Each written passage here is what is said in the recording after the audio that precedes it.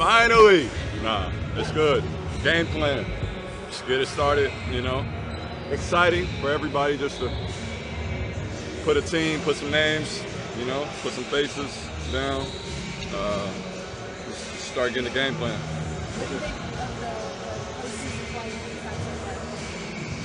Postseason what? What do you think of the postseason playoffs and why one of so far? Oh, it's been pretty incredible. You know, he's obviously done what his team needed for him to do and above. You know, he's a great player that's, you know, really lifted his team up when they needed him, you know. So, looks like the trade worked out for him. Shawn, has it been a nice balance of rest and preparation and healing for some guys this stretch? For me, yeah. You know, and the old guys, okay. you know, more rest the better. So it's been good just for us to physically rest, mentally rest, you know, just stay in rhythm. But now it's, you know, it's good to get back into the action, you know, training our minds for what's to come. What do you think of Toronto? I'm sorry, go ahead. What do you think of this Toronto team and what they've accomplished? Oh, it's a great accomplishment. They've been right at the door the past couple of years, you know, and now for them to get to this position, you know, it's great for the franchise, you know, and the guys that's been there, and for the city. How impressed are you by Kawhi's improvement offensively the last few years to be where he is now as an offensive player? I mean, you can tell he's put the work into his game. You know, I think he's had the physical tools. That's what, you know, teams kind of drafted him on, but I don't know if anybody expected him to be this good, you know, coming out of college. So that's credit to, you know, the organization that worked with him, you know, and credit to himself for putting the work in and staying committed to his game. What's it going to be like, how do you go with Kyle? What is your role? Kyle's similar to Chris Paul in a way where, you know, he probably shoots maybe a little better from three or more threes volume, but, you know, similar game, you know, getting to their spots, physical guard, you know, and it's trying to make him work, you know, for all of his baskets. He's definitely the heart and soul of the team, just kind of getting them into their spots, keeping guys' confidence up, but, you know, he also plays the mind games out there, so you got to, you know, be smart. What do you take from the two games that you played against them? It was like 5 months ago now, yeah. if anything. Yeah. It's all about matchups, you know, so we look at our matchups and, you know, coaches try to put the best game plan in order. But we've had guys that had, you know, KD had a crazy game up there in Toronto, but he's not playing right now. So we'll see what happens with him, but it's not really much that you can take off of it because guys were out. You know, guys weren't playing. Steph, we're kind of different team. I think we're both different teams from that point, so not much. What do you remember about Vinsanity when you were a kid? The Vince Carter Raptors team? Everybody had a Vince poster. Yeah. You know, everybody had a Vince poster. It was crazy times. That's still one of the greatest series all time, him and AI going at it, you know, and the Sixers. So, yeah, that's classic culture. Is there kind of part of you that's happy for Toronto and Canada that they've finally made it to the finals and broke through? Yeah, I think so. I think it's like I said, it's great for the city because they've been right there, and their fans are incredibly loyal and pretty. They get crazy up there. I would say that's one of the loudest, if not the loudest, arena that I played in. You know, the series that when I was in Brooklyn, we played in first time and went 7 games. That was they get wild. You're seeing Steph Curry in this championship run. What allows him to not be phased with the whole idea of them not getting finals MVP? His character. That's really it. His character, you know, like who he is as a person. You know, just selfless leader. You know, empowers the whole organization, all the guys, his teammates around him. So, you know, that's not a characteristic. You know, what you described as him being upset that he didn't get that, it's not a characteristic of a selfless leader. You know, it's not a characteristic of Steph. So. definitely his character. What was your impression of like what that's done for the team, but also like when Andre's gotten his and Kevin got his awards, what that did for them? That he was supportive of them getting it. I mean, it just elevated everybody's play, and in turn allowed us to put banners up.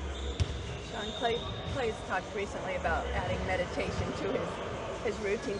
Can you picture Klay Thompson like sitting with Rocco in the backyard and meditating? 100%.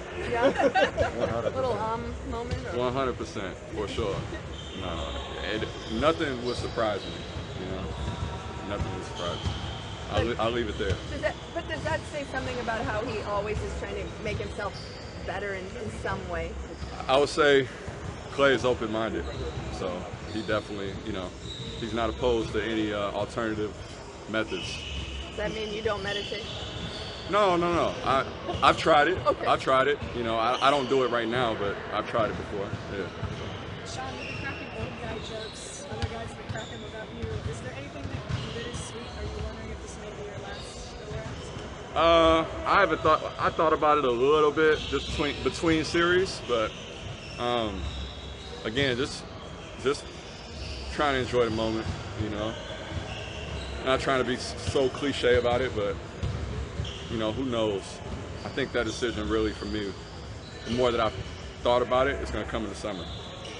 What would it mean to get DeMarcus back in some capacity, and you know, just in terms of a lift for you guys, and add to your depth that's already been great? Yeah, more so for him. I think, you know, he can help our team if he gets out there, if he's healthy and mentally prepared. But I mean, it's the guy. This was his first playoffs.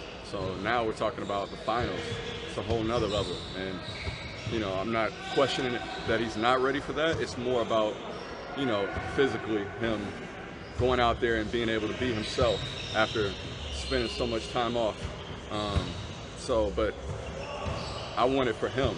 You know, I want it for him personally, you know, to be out there contributing, being able to have those moments, you know, where he's helping our team and, you know, he's a force, because that's who he's been. But obviously the stars kind of have to align, right? Physically, mentally, the way that our team is playing, circumstance, matchups, all that.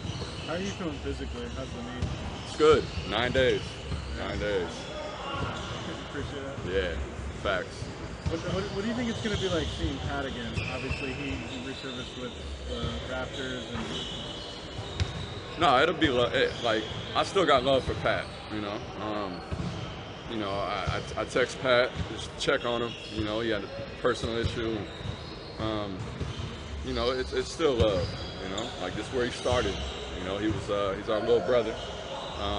He obviously made a decision that he thought was best for him, and you know, at the end of the day, you know, we live with it, we move on. Over the years, what have you made of Drake's presence on the sideline? I didn't make anything of it. I don't get into all that. Shawn, a couple months ago, Steph said that Cleveland and the finals become synonymous for this team, right? How different and bizarre is it for you guys to be preparing for someone other than Cleveland for this NBA finals this year? It is different, you know? I mean, 4 straight years playing them, but, you know, it's good. We get to go to a different city. Is it refreshing in the sense that you... For sure. For sure. We'll leave it right there. Is it also different to just start on the road, and that's something you guys haven't done in the past? Yeah, that's exciting. I mean, I think it was similar to what we did last year with Houston. Right. Starting on the road, just that sense of urgency, right? Something different we haven't done the last, 4 or 5 years. Being the top seed now, starting the finals, something new for us. It's a challenge that we haven't had to face yet. So this is good for us. Is it less of a disadvantage in your guys' mind just because you guys have done very well on the road and you won Big 7 obviously in Houston? I would think so. You know, I would think it's less of a challenge because of our experience. You know. Shawn, you mentioned Steph, and obviously the goal is to win another title. But what would it mean for you guys to see him be rewarded at the end with the Finals MVP if the stars were to align? Yeah, it'd be the pinnacle. I think, you know, the ultimate kind of reward in a sense of things going full circle. Think about all of his sacrifices, from his contracts to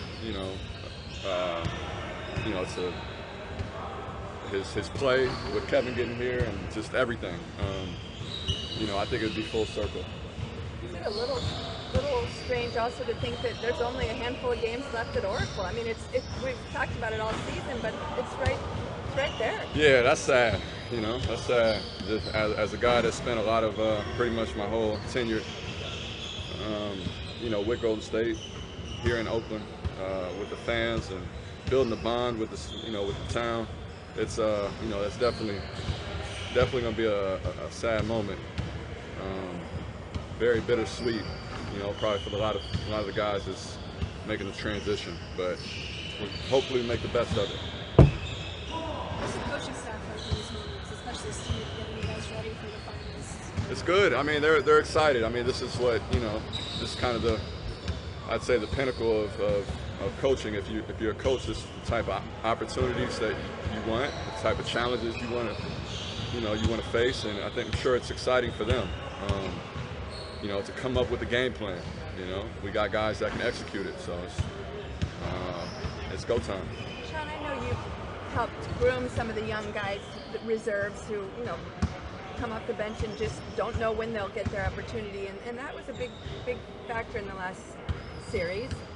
How much pride do you take in seeing everybody do a little something, and guys you've sort of groomed to stay ready? Yeah, it's rewarding. It's rewarding for all of us. Guys that put in the work. They're playing 3-on-3 when nobody's watching. Staying in shape, lifting, coming back, getting extra shots, and then you get in. We come to the games and they don't play. It's frustrating. And so when they do get that opportunity, just staying ready. It's part of being a professional in this league, right? You never know when you might get your chance. You never know when you might get your opportunity. So.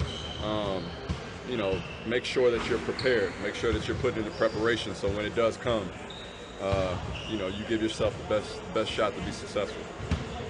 Thanks, guys. How are you feeling about heading up to Toronto, a place where you grew up? Dad played there, your wife's family is there. Is it like a personal sweetness to this as well? Yeah, for sure. A lot of familiarity with the city.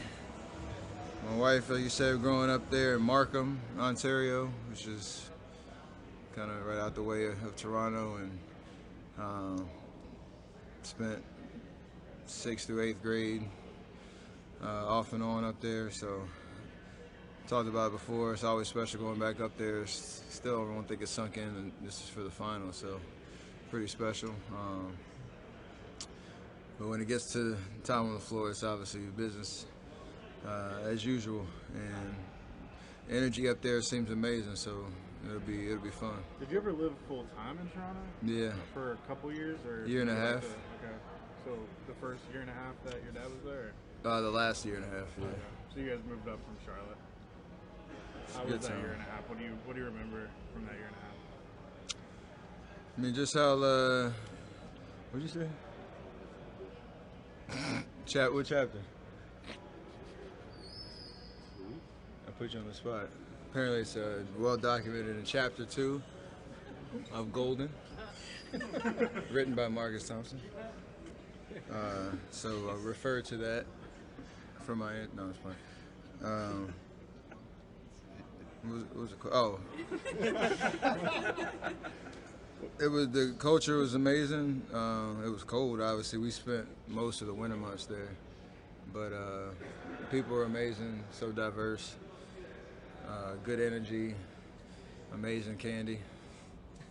Amazing candy? Yeah, they have this brand called Maynard's. Shout out to them.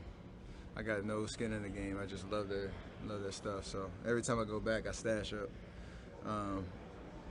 But going to Queensway Christian College, which I believe is no longer in existence, but that's where me and my brother and my sister all went to school. It was a great time there. Met some really cool people.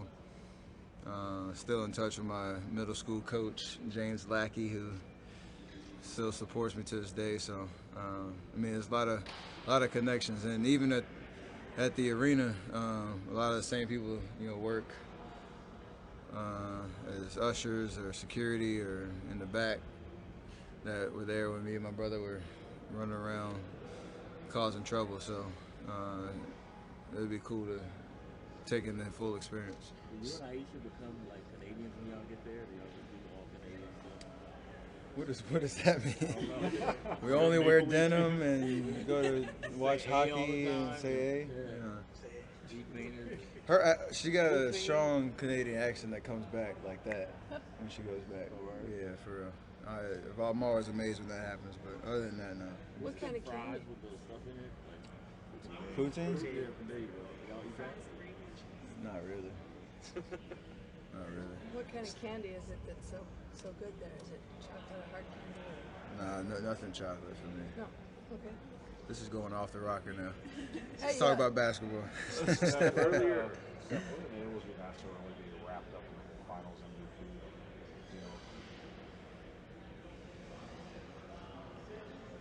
I mean, just, at the end of the day, that's like secondary to did you win or you lose. Probably even way down the list in terms of, it's obviously there's legends that have won it and people that have done amazing things in the finals and whatnot. And I say that not to demean the award. It's literally, it's a special award that everybody wants to get, including myself. But at the end of the day, the first thing they do is look up and see did you win or lose. And everybody that has a part in that feels pride about what you accomplished. And same answer I always say, don't get me wrong, I play to play my best and to do what I need to do to help my team win, and that's never going to change. And got to win, and then let the rest take care of itself. Steph, Kevin had said earlier that he was very appreciative that he supported him when he won last year. I was just wondering, like in general, what sense do you feel that how you react to that stuff sets the tone for the rest of the team? I mean, it's just my nature. Like there's no reason to.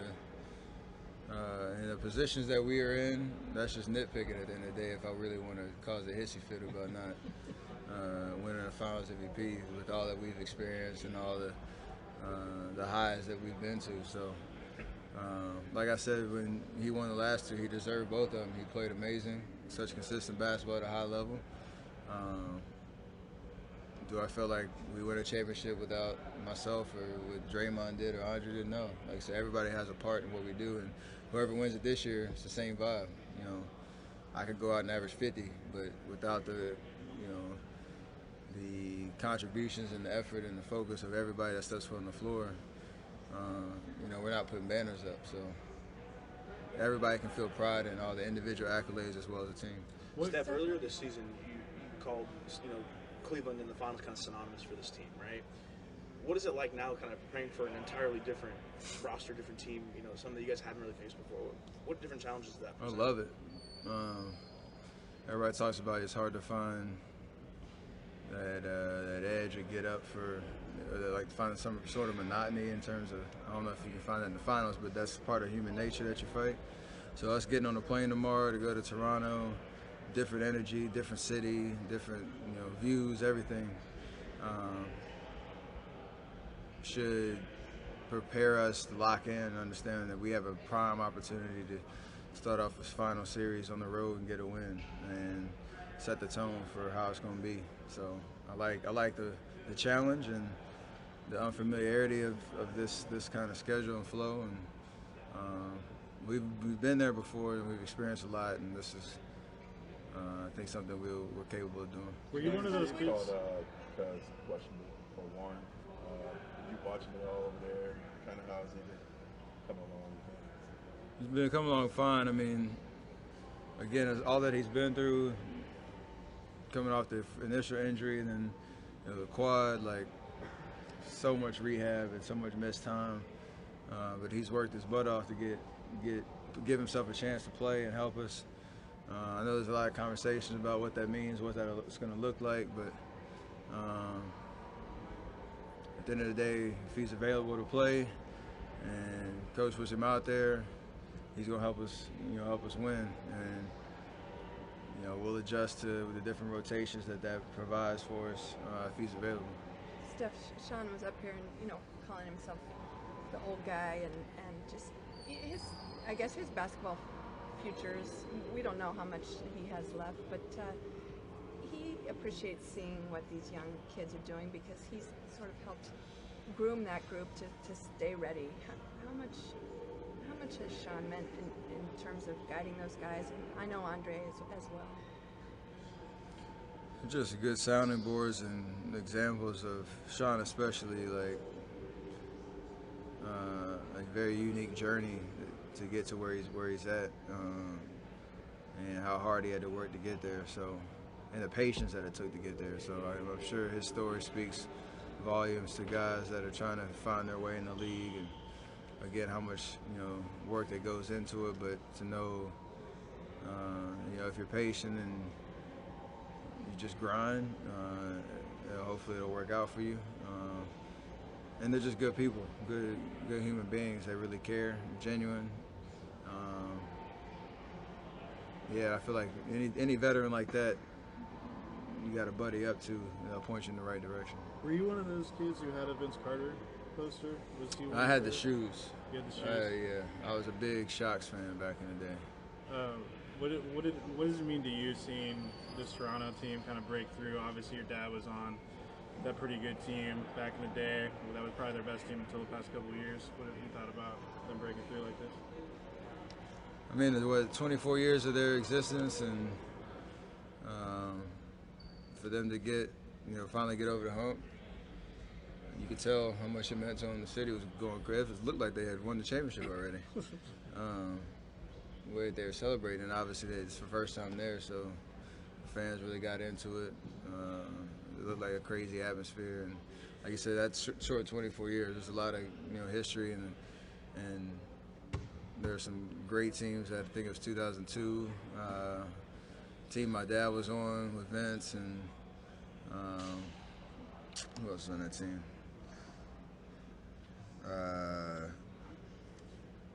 What's my guy's name?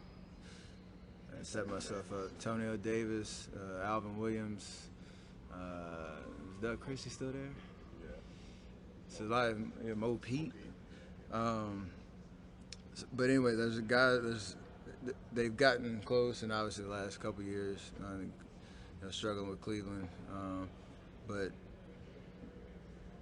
it's just there's a lot of passion up there for the game of basketball, for the Raptors, and you can tell how much it meant. So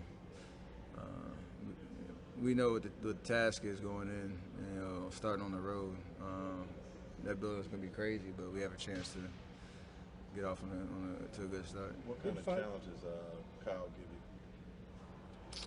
I mean, he's just tough and has a knack to stick his nose in, get loose balls, take charges. He controls the flow of the offense. He obviously can score if he gets he gets hot shooting from outside. So and he's got a high basketball IQ. So just got to know where he's at all times. Just be smart with the ball around him and match his intensity and his energy. That's the biggest thing. He ignites their offense in the open break when he gets steals or rebounds or whatnot, and just got to be ready to match that. How about Kawhi to be on you in important moments? I have no idea. How tough is he in just strict one-on-one type situation? I mean, he's gifted physically with strength and his wingspan and foot speed and all that type of stuff. So again, most good defenders can't play into their hands, can't get into a battle for position. I know what my strengths are and how to go at it, so I got to play to those. And at the end of the day, whatever the matchups are, whoever's on you, you just got to make them work within the way that we create open shots and create offense. So be able to adjust to whatever they decide to do on that end. Kind of going beyond that, what are the challenges Kawhi present to this team? Because obviously he gave you guys some problems in that Western Conference Finals game 1 before he went down. So what makes him so pestering or much of a pest for you guys? I mean, he's a scorer, and he plays at his own pace really well. You try to speed him up, try to show him bodies, or play him one-on-one, and he has confidence to be able to get to a spot. So it's one of those things where one-on-one defense, you got to take that challenge, whoever's guarding him, try to force him into tough shots, understand he's going to make some of them, don't get deflated, get the ball out, go right back at him. But over the course of 48, same thing we do with any great scorer that we play against. It usually is not one person that we're going to leave on an island, but just got to make it tough on them, same way that they try to do to us, no matter who we play. What have you thought of Greg Sanders on the sideline? It's been entertaining. I know it's a tricky situation with him being right there on the court, but at the end of the day, he's having fun. You can't hate on nobody having fun. I guess in this life, everybody hates when people having fun, so it's par for the course on that one. Any in and out trips expected when he comes to town? Any what? In and out trips expected when he comes to town? Nah, that's the enemy. Thank you. Appreciate it, Steph. Thank you. Yeah. How are you feeling about knowing your opponent now for the finals and getting ready? Yeah. I mean, it allows us now to get into high gear and really prepare. So coaches met yesterday. Players had the day off. Coaches met, put the game plan together, presented it this morning, and had a good practice. So it feels real. It feels like we're right there, and everybody's excited. What is the difference in knowing that you run sets? Do you run a scout team this time, or what is it different when you know the opponent versus when you're not figuring it out and going through the days without knowing the opponent? You can't put a game plan together if you don't have an opponent. You have to decide. So when you don't have the opponent, you're going through your own rituals, and as soon as you have the opponent, now you have individual player tendencies. You have team actions that they run that you're going to have to deal with, trends, all those things that go into a playoff series. What's that? Hasn't been decided yet. Not with the team.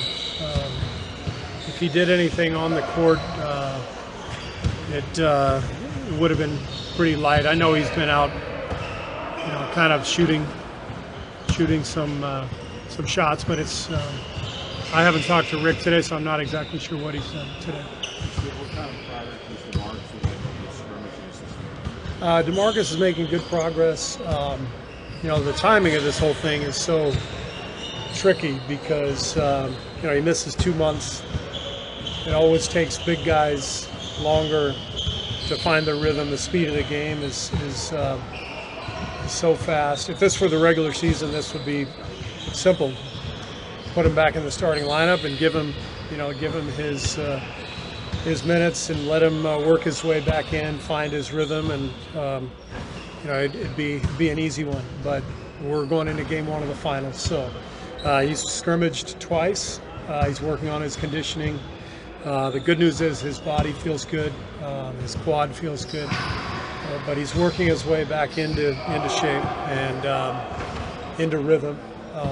So this is not a simple dynamic for him, and I feel bad for him. This is one of the reasons he came to this team, was to play in the playoffs and hopefully go to the finals. And here we are, and he's just coming back with game one just a few days away. It's not an easy position to be in. Will it come down to DeMarcus just conditioning level for game one, or is there more to it than that? Oh, there's all kinds of factors. How's his conditioning, but also what do the matchups look like? What are we trying to accomplish?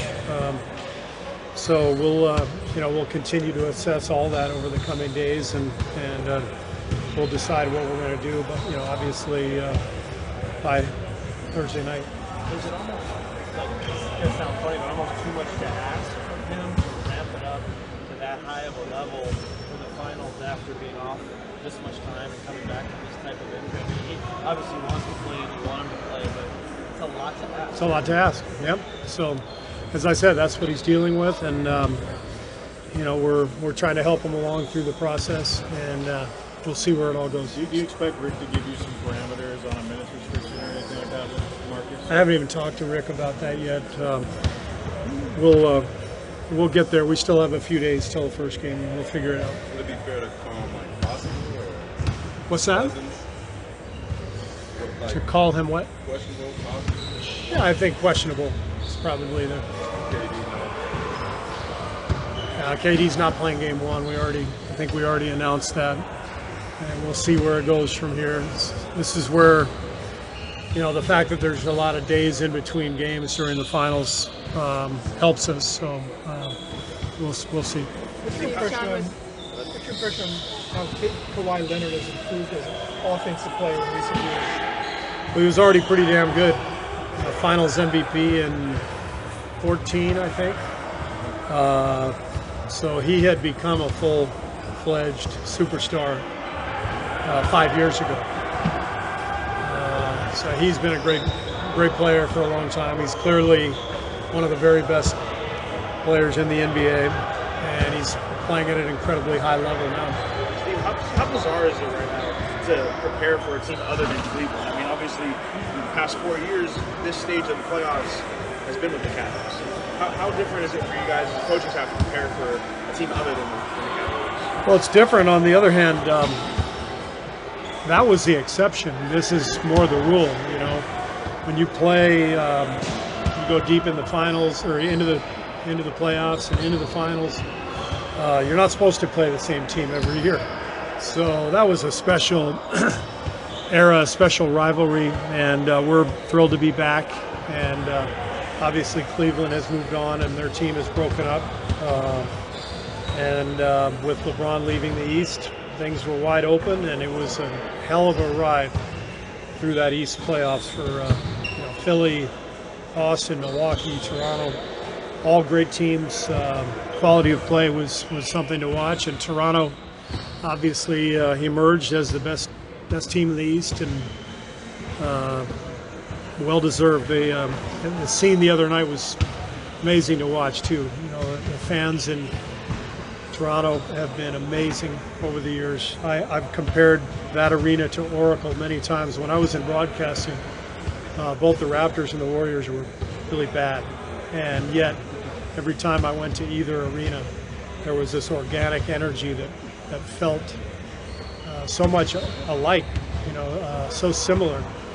And there's just a genuine love for the game in both regions. And so I think it's fitting that you're getting a final series in two hotbeds of basketball.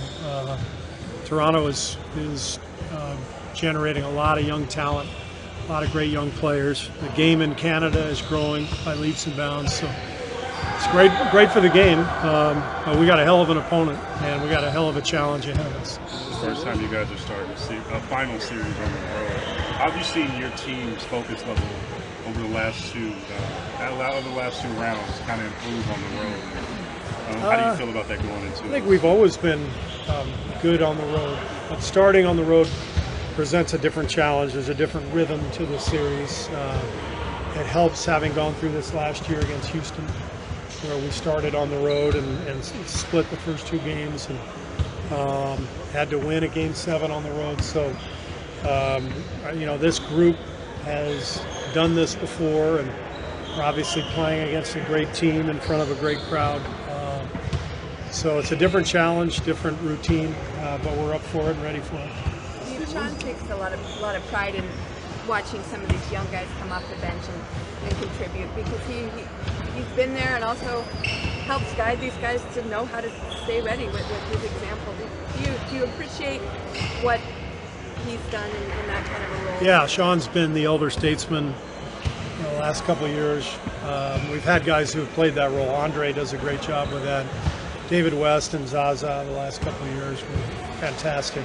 Every team needs kind of a pecking order and a mentoring system, and it has to be organic. You can't assign guys; they have to feel it. And Shawn Shawn knows he's in the twilight of his career, and he wants these young guys to have great careers and experience what he's experienced. So he's been fantastic both on and off the court for us all year. What is it about Steph's mindset that enables him to appear not to really be phased with the idea that he has enough players to even with obviously having good performances? Steph's just unselfish and all about the team, and I'm sure he'd love to win Finals MVP, but he's much more about the team than he is about the individual. He's proven that over and over again, and he's been amazing throughout the playoffs, and we'll just keep counting on him and relying on him, and we're lucky to be able to do so. Steve, following up on that, you guys obviously don't play for individual awards, and you mentioned Steph's mindset, but what would it mean for you guys if the stars were to align and he were to win the Finals MVP? Not talking about that. We're trying to win the damn series, so we're not talking about any awards. We just want to win 4 games. You mentioned Toronto's young talent. Talk about Siakam, and it seems like Van Vliet hasn't missed a shot the last 3 or 4 games. Yeah, they're good. They're good. Siakam looks like a young Draymond to me. You know, the way he plays the all-around game. Two-way player, big guy who can handle the ball in transition, good passer, can make threes. So he's an excellent player. And then, Van Vliet just completely turned things around for himself by having a baby, apparently. So hopefully he doesn't have any more children during the finals. So. What will it be like to see Pat McCaw and Travis championship? Pat McCaw. It'll be great to see Patrick. Look forward to seeing him and saying hello. And I don't think there will be any ring presentation for Patrick during the finals, but I'm not sure if he's gotten his ring or not. But this is the first time we've seen him because of the circumstances. So because he was not with Toronto when they came here, so I don't know how that's going to work out. Steve, you guys have been through plenty of loud atmospheres before in the past. How do you prepare for playing in that kind of atmosphere with that kind of noise that's going to be coming at you? There's no need to do anything extra. You know, it's not like football where you blast the music or blast the crowd noise. It's, basketball is a game played with a lot of noise on the road, especially at a high level. So our guys are used to it. We've got a lot of hand signals for our play calls, for our defensive coverages, all that kind of stuff. So not too worried about that. Prepare for Drake tapping on the shoulder or anything like that? I'm not worried about Drake. I called him on his cell phone earlier, and my daughter's rolling her eyes right now. She's like, "Dad, no more dad jokes, please." So sorry. That was really good. Was it? Yeah. It was out there. You hung it out there for me. No, he's always up there, and he's always a character, and our guys are always talking trash with him. I don't know. I kind of think it's fun, and the NBA kind of embraces the pop culture dynamic of the league and the stars and the celebrities who are out there, and we got E40 ready for them too. So we're in good shape. So. All right, everybody. Thanks. Thank you. Thanks, Steve.